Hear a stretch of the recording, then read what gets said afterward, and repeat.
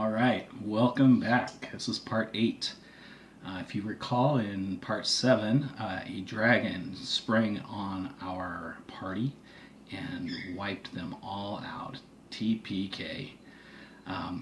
Back in the ice gnomes, Sombria had shot Time, and the blood of Time, who was an owl, had coated the arrow, and it turned into the arrow of Time. And as the last of our party members fell, he saw that arrow dissolve in the pool of acid that black dragon had spit. And as the last of his breath leaves his body, a light spreads through the courtyard, and Time flies into reverse. The party spring back to life as the dragon appears to inhale its breath weapon. Watery spray flies inward and the dragon falls back into the water. The party march backward toward the gate down the hill. Their conversation is strange words that are sucked back into their mouth. And at the bottom of the hill, the reversing effect slows, then stops, and then the party find themselves once again looking up at the front of the gate as the Etten moves away. "We need a better plan," said Ariante. "My arrow's gone," said Sombria. "Well, at least we're alive," said Arisa. Gerald remains silent. Ariante comes up with a bold plan. Not much conversation with the party. Just, I've got a plan. She runs down the path after the Etten. "Hey, ugly!" she taunts it. "You still want a piece of me?" The Etten turns and charges at Ariante. The party catches on.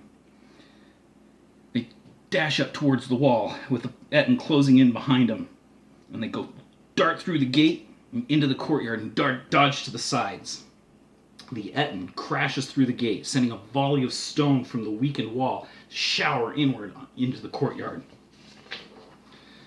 The dragon springs immediately from its hiding place, protecting his territory from the monstrous intruder. He springs upon the giant, and the two go crashing against the wall.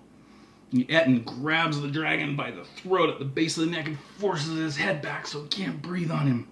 And with his other hand, he slashes the dragon with a massive bone axe, and a 4-foot gash tears in the dragon's belly. The party use the opportunity to bolt across the courtyard. They arrive at the entrance's heavy black doors as the giant rolls over, flipping the dragon onto its back, and splashes water all over the place. And they run up to the door and they check it, and it's securely locked. So Gerald produces his lockpicking kit, and he's attempting to open the locks as this battle rages behind them, but almost immediately the picks break off in the lock. Arisa's face turns deep red. Her blood pressure rises. She has just had about enough of today. She takes a deep breath and charges at the double doors, and the door shatters in a rain of splinters.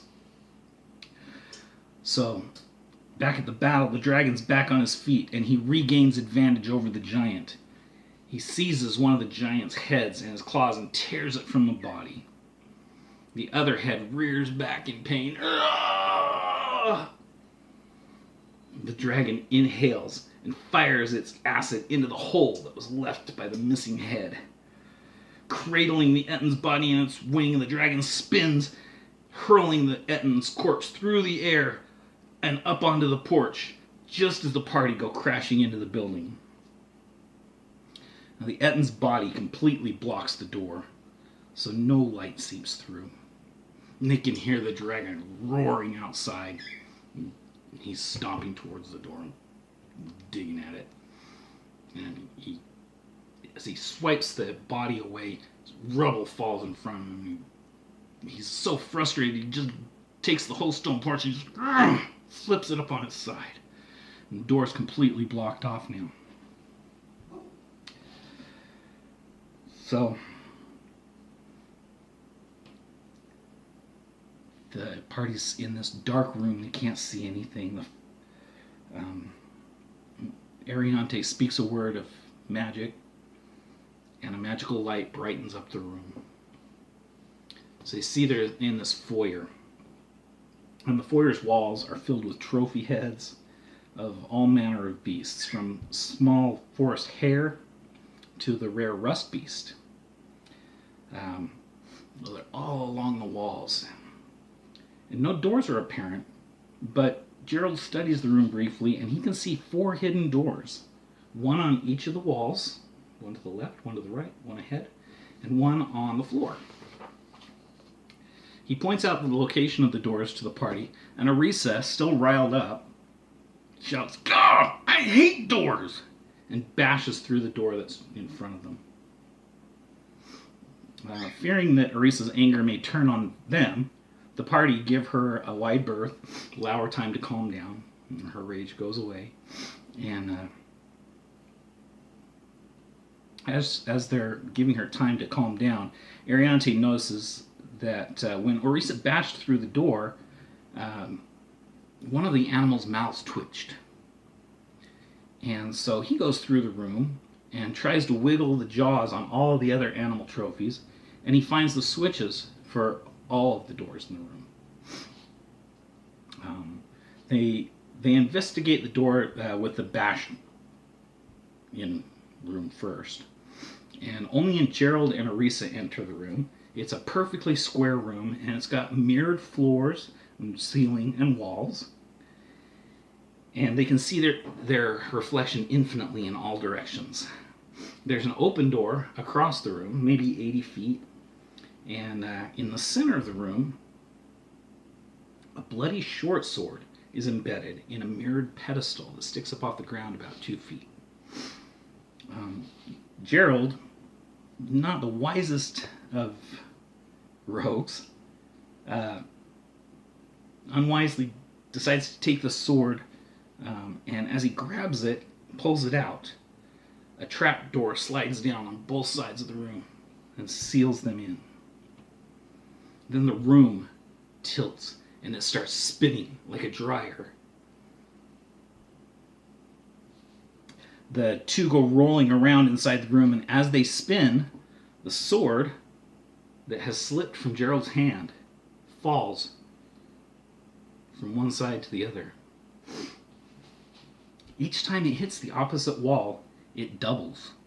A second sword appears the first time. Well, the first attack misses them completely. Then, as it splits into 2 swords, one of them grazes Arisa. Gerald is using his skill and jumping from one wall to the other, trying to evade these swords. His skill has given him the ability to forecast where the swords will fall. It's the evasion skill. And so on the third spin, 4 swords appear, and they fly through the air. Arisa's hit by 3 of them, and she's starting to take a lot of damage here. So Gerald tries to identify which sword was the original one, and he is able to. He gets a really good roll on that, and using his enhanced dexterity, he tumbles through the air to the center of the room, and as the room spins for a 4th time, 8 swords appear and go tumbling through to the center of the room, and Gerald snatches the sword from the air and he jams it back into the pedestal. The room stops spinning, and the 2 fall to the floor. The other swords falling down towards them hover inches from them, and then they turn ghost-like and fade away. The trapdoors on either side of the room slide up, and the 2 go back into the foyer. Well, Gerald drags Arisa back into the foyer. So Ariante gives a potion of healing to Arisa, and he drinks it, and his wounds are repaired. Then the group open the door on the floor. It's just a huge dark pit, and it smells of carrion. And they drop a stone down there, and they hear a faint plop as it hits the water. at this point, they decide that they should probably take a rest and heal up. And we'll heal with them, and we'll be back for another episode shortly. Thank you.